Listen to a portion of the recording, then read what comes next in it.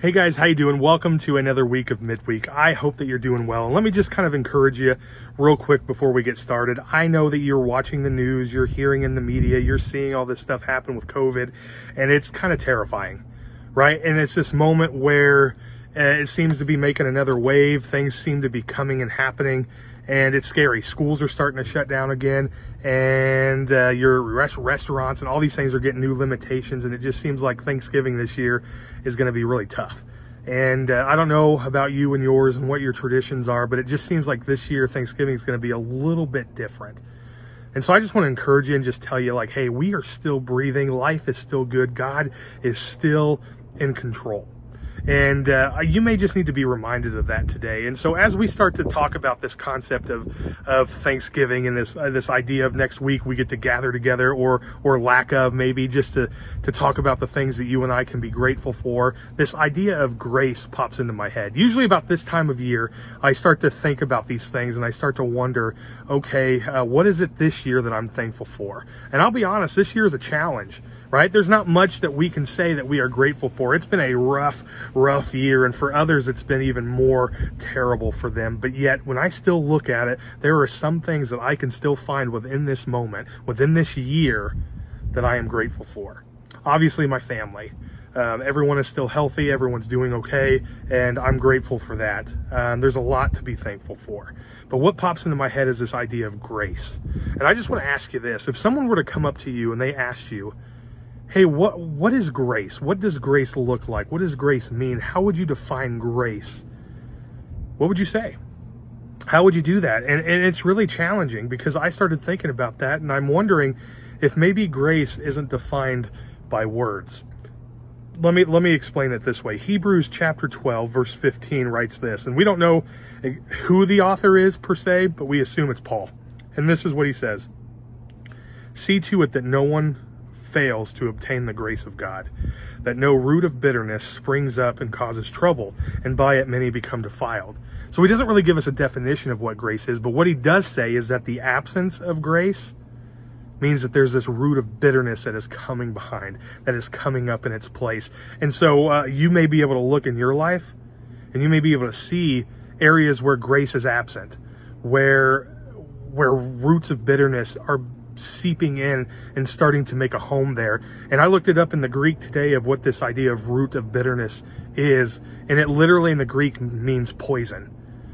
Any of these poisonous plants that would come up is a root of bitterness, and that's how they're describing. So when you put it in a context like that, anywhere in your life that grace is absent, there's bitterness, there's poison that is coming and taking over.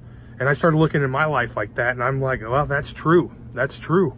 The places that I don't want to forgive, the places in my life where I have bitterness, I have anger, I have jealousy, I have rage, I have all these things that seep within me, is all because I have absent grace there. Whether it be a memory, whether it be a story, whether it be a person, whatever it may be for you, you need to look into that. And what he's saying is that grace needs to be present. But how? How do we do that? What is that defined by? And I started thinking of it this way. If somebody came up to me and asked me, which they have in youth ministry, I've been asked this question a lot, especially by teenage girls: what does love feel like? Have you ever been asked that question before? What does love feel like? Because that's a tough question to answer. In fact, when people would ask me that, especially these teenage girls, my first response is, you should probably go home and ask your parents, because I'm not quite sure where you're taking this conversation, and I don't want to be in the middle of any of this weird stuff between you and your parents and the conversations that you guys should be having together. But in the gist of it, what I would come to realize is that love is really difficult to explain, right? And so it's kind of the concept that you could probably go and have somebody open up a textbook and tell you what happens in your brain, the chemicals that take place, and what happens when you get a hug or a kiss, or when a mother tells a child that they love them, just that feeling in their brain. You could probably explain that away with scientific books. I'm sure that you probably could. Or maybe you could watch a chick flick or a romantic movie, and they may give you a glimpse into their world of what love may look like, right?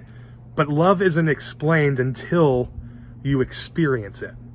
And that's kind of where I'm getting at. Love isn't explained until it's experienced. And so as much as I'd like to give you an honest answer of what love is, until you've been in love, you're going to have no idea what I'm talking about. And grace is almost the exact same thing. Unless you experience grace, you're not going to know what that feels like. And I could try to tell you, and in fact, we see stories of the Bible where experience has happened and we get to celebrate that through their story, but to be able to put words to it is just extremely difficult. Grace can only be felt once experienced. You can only truly understand what grace is once you fully experience that. And so I noticed as I look through the life of Jesus that he very rarely uses the word grace. In fact, I don't remember recalling anywhere where Jesus uses the word. He just lives it out. He shows us the example of what grace is, and that's why I'm thankful. So let me try to help you paint this picture by using a couple stories in the Bible. The first one comes from Luke chapter 5, and Jesus is walking with his disciples, and all of a sudden, a guy who is filled with leprosy. Let's pause there for a moment. Do you understand leprosy? This is a very, very contagious skin condition. This is something that can just take your whole life away from you. Your skin begins to rot and eat itself alive, essentially. It's decaying as we speak, kind of thing. And so people have lost limbs, they've lost ears, and there's sores all over their body that just won't heal up. And it's completely just contagious and very, very dangerous. And so if you lived in this moment and you had leprosy, you were excommunicated. You weren't allowed to go to the temple. You had to move out of the village because you couldn't be around anybody. You couldn't be with your family. You couldn't love your spouse. You would never get that pat on the back that said, hey, good job, we're proud of you. You would never be able to hug your children or kiss your wife again. You just wouldn't be able to do these things. And so it was a miserable, miserable thing. And you had to be outside. And there wasn't a cure for this. And so most lepers that you read about in the Bible, they've been living in a cave outside of the village in a place where they're isolated from everybody. I couldn't imagine how lonely and terrifying that would be. How much of a social guy that I am, where I couldn't be around my family, where I couldn't kiss my wife, where I couldn't hug my children. Like, I just couldn't imagine what that would do for me. And so I try to put myself in the story here. And so what happens is this guy, he's a leper. He comes up to Jesus. He falls on his knees and he begins to just beg Jesus, Lord, have mercy on me. Have mercy on me. Lord, heal me of this. If you will, if you can, heal me from this leprosy. He's probably heard about Jesus somewhere, right? He's probably seen or heard some of the miracles that have been taking place, but he had this innate desire to trust in who he was. And here's what I love about the story. It boggles my mind, is that Jesus ends up touching the leper. This man who probably hasn't had a hug in years. This man who has probably been rejected by his community. He hasn't had anyone in his church love on him. He hasn't had a hug from his children, a kiss from his wife. This guy who's been isolated from everybody. And at this moment, Jesus touches him, the Bible says. And then Jesus speaks healing. That boggles my mind, because Jesus easily could have spoken and he be healed. He could have said, your faith has done that, because we see it all over Scripture. Your faith has made you well. Now go and sin no more. We see that all the time, right? And Jesus just speaks and the miracle happens. But this particular story, Jesus gives grace. He touches this guy before the healing, which means Jesus was willing to get himself unclean by touching him. He was willing to go that extra mile. And what I believe Jesus is saying to this man is that even though the world has pushed you aside, even though you haven't felt the warmth of a hug in years, even though you can't see your children and nobody understands the situation that you're in, I'm telling you, I get you. And I love you. And I'm willing to go into the darkness with you. And so I want you to know, and Jesus is giving him a pat on the back. And I can imagine that he embraces him, all sorts of things. And then Jesus says, I can heal you, and I will. So go.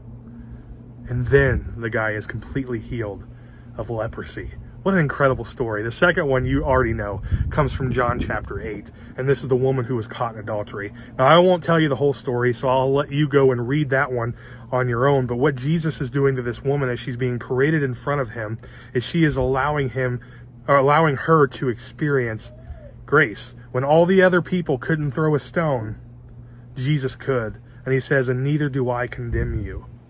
So go and sin no more. Grace and truth. Now, friends, I don't know where you are right now in your life, and maybe you need to experience grace a little bit so that you can give grace. But what he's saying in Hebrews is that it's you and I's responsibility to make sure that people experience the grace of God, because if they don't, the absence of grace, we are allowing poison to ramp in our community. We're allowing poison to develop in our churches. We are allowing poison to infest our family because we aren't being graceful to one another. The way that people are going to experience grace, the grace that Jesus gives, is only through experience with me and you. And so that really hit me as I started to think about what I wanted to talk about tonight. Is I'm so grateful for the grace of God, but am I grateful enough that I want to be grace to somebody else?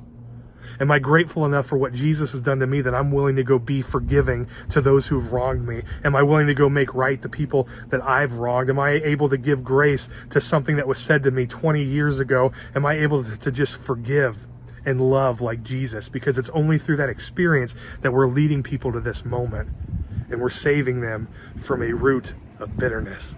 Friends, I hope you're doing well. I just pray that you have a great week. I hope that it ends well. Next week's going to be exciting. We have a lot to be grateful for, and I just hope that you guys are doing everything you can to be gracious to one another. We look forward to seeing you this weekend. Have a great day and enjoy the rest of your week.